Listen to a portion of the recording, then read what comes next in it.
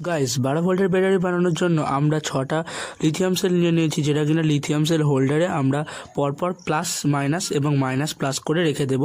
আমরা প্রথম 3টি সেল মাইনাস প্লাস প্লাস করে রেখেছি এবং দ্বিতীয় সেলটাই আমরা প্লাস মাইনাস এবং প্লাসে করে রাখবো। এর ওপরে আমি ব্যাটারি হোল্ডারটা দিয়ে দিলাম। এরপর আমি বিএমএস নিয়েছি, যে বিএমএসের সাথে আমি এটার ব্যাটারির সাথে কানেকশন করব। এর আগে আমি বিএমএসের ব্যাটারির সাথে প্লাস প্লাস এবং মাইনাস প্লাস এবং প্লাস মাইনাস করে অপর প্রান্তে ও এর প্রান্তে আমি যোগ করেছি। এরপর আমি বিএমএসটা ব্যাটারির মাঝখানে অংশে আমি ডবল সাইড টেপ দিয়ে আমি চিপকে দেবো। ভিডিওটি ভালো লাগলে অবশ্যই লাইক এবং শেয়ার করবেন এবং সাবস্ক্রাইব করবেন। বিএমএসের প্লাস প্রান্তের সাথে আমরা ব্যাটারির প্লাস প্রান্তের যোগ করব, অর্থাৎ কানেকশান করব, এবং বিএমএসের মাইনাস প্রান্তের সাথে ব্যাটারির মাইনাস প্রান্তের সাথে আমরা কানেকশান করব। আমরা সোল্ডারিং আয়রন নিয়ে নিয়েছি।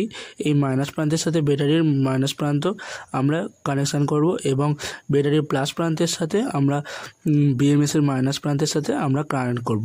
এবার মাল্টিমিটার দিয়ে চেক করলাম, 12 ভোল্ট দেখাচ্ছে এবং আমরা 12 ভোল্টের একটা লাইট নিয়ে দেখছি যে জ্বলছে নাকি। অবশ্যই এটা ভালোভাবে কানেকশান হচ্ছে এবং ভালোভাবে কাজ হচ্ছে, তো ভালোভাবে চলছে। এভাবে লাইক এবং সাবস্ক্রাইব করুন নেক্সট ভিডিওর জন্য।